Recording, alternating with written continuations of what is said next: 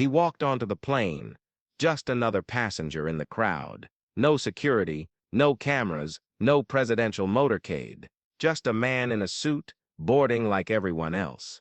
But then as he reached his seat, first class of course, he saw him. An elderly veteran, his hands trembling slightly as he placed his worn duffel bag in the overhead bin. His uniform, though pressed, showed its age. His eyes held stories no one in that cabin could ever understand. And in that moment, Donald Trump did something no one expected.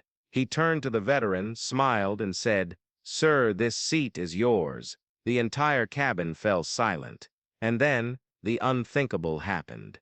The veteran looked up, confused. At first he thought he misheard. A few passengers nearby turned their heads, their curiosity growing. The veteran asked, his voice rough but steady. Donald Trump nodded.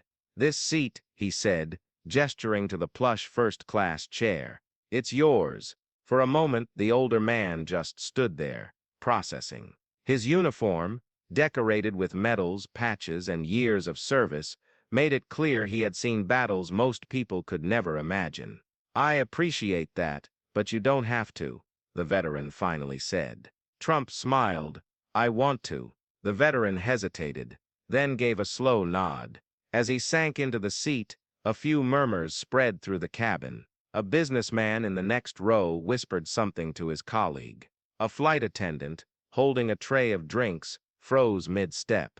This wasn't something people saw every day. And then, as Trump turned to walk toward the economy section, something happened that no one could have predicted. Just as Trump was about to move down the aisle, a man in a dark suit stood up from another first-class seat. He was tall, sharp-featured, and looked like he had spent years in boardrooms making decisions that shaped fortunes. "Excuse me," the man said, his voice carrying a sharp edge.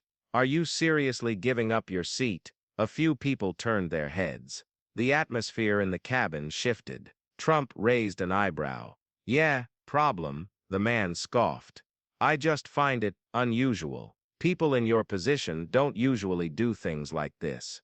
A woman across the aisle leaned in, curious. A teenage boy a few rows back pulled out his phone, sensing something big was unfolding. The veteran, now seated comfortably, shifted uncomfortably. "I don't want to cause any trouble," he muttered. Trump waved a hand dismissively. "No trouble at all." But the businessman in the dark suit wasn't done. He let out a short laugh, shaking his head. "You do realize that no one would have thought twice if you had just stayed in your seat, right? You don't need to impress anyone." The tension in the cabin grew thicker. People were watching, waiting. And that's when Trump turned the tables on him hard. Trump crossed his arms, looking the man dead in the eyes. His voice was calm, but there was a weight behind it. "I don't do things to impress people," he said. "I do them because it's the right thing to do." The businessman smirked. The right thing, giving up luxury for a stranger. At this, the veteran, who had been quiet, spoke up. His voice was steady, but there was something deeper in it, something that made people listen. "I fought in 2 wars, he said. "Lost men I called brothers, spent nights in trenches soaked freezing, wondering if I'd see morning. You think a soft seat makes a difference to me?" The businessman's smirk faded. "But you know what does." The veteran tapped his chest lightly. "Respect. The kind you don't ask for, but earn." Silence. No one moved. No one even breathed. Then Trump leaned in slightly, keeping his voice low but firm. "You sit in first class every flight, don't you?" he asked. The businessman nodded slowly. Trump tilted his head. "Ever once give your seat to a man like him?" The businessman looked away. No answer. Trump gave a knowing smile. "That's what I thought." The tension broke like a snapped wire. A few people clapped. A man in the back let out a low whistle. Even the flight attendant, who had been watching with wide eyes, gave a small nod. But just when it seemed like the moment had passed, something happened that no one on that plane would ever forget. A deep voice broke the silence.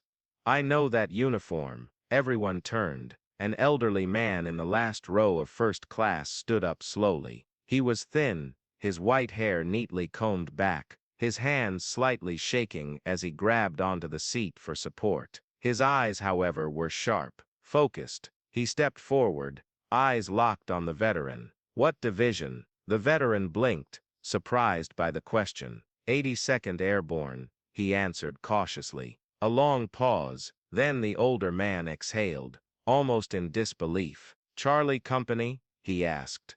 The veteran's eyes widened. "Yes." A gasp rippled through the cabin. A few people leaned in, sensing something big. The elderly man swallowed hard, his voice cracking. You saved my life." The veteran froze. "What?" The man nodded quickly, emotions flooding his face. "Vietnam, 1968. I was a wounded medic, pinned down. I thought I was dead, until a soldier ran straight through enemy fire, threw me over his shoulder, and got me out. I never saw his face, but I never forgot that uniform." The veteran's breath hitched. His hands gripped the armrests. "That was you." Tears welled in the old man's eyes. "That was you." A heavy silence hung in the air. Then, without warning, the old man straightened up and saluted. A firm, respectful salute, the kind only soldiers understood. The veteran's lip quivered as he slowly returned it.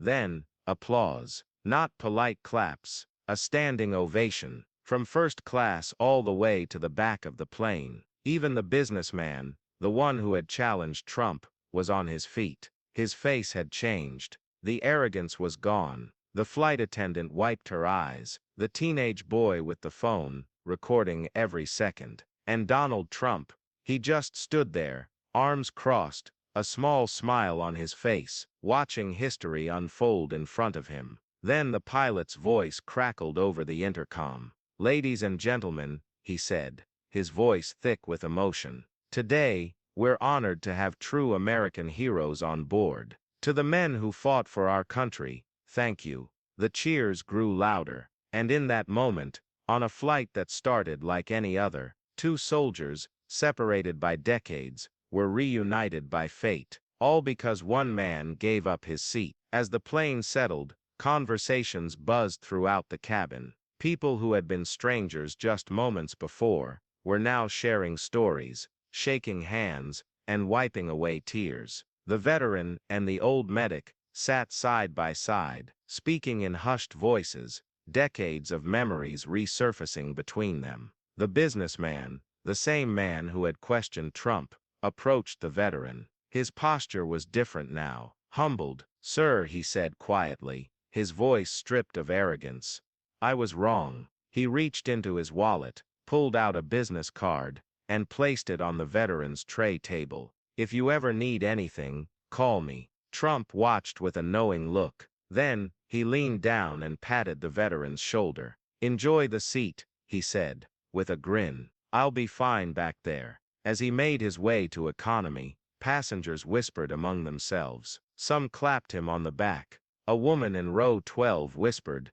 "Never thought I'd see something like this." Then, just as Trump was about to sit down in his new seat, a flight attendant rushed up, breathless. "Sir, we just got word from the cockpit." Trump raised an eyebrow. "Yeah?" She took a deep breath. "There's a surprise waiting for you when we land." Trump frowned. "What kind of surprise?" The flight attendant's lips curled into a knowing smile. "You'll see." And with that, the screen fades to black. What happened when the plane landed will shock you. Do you want to hear part 2? Comment below.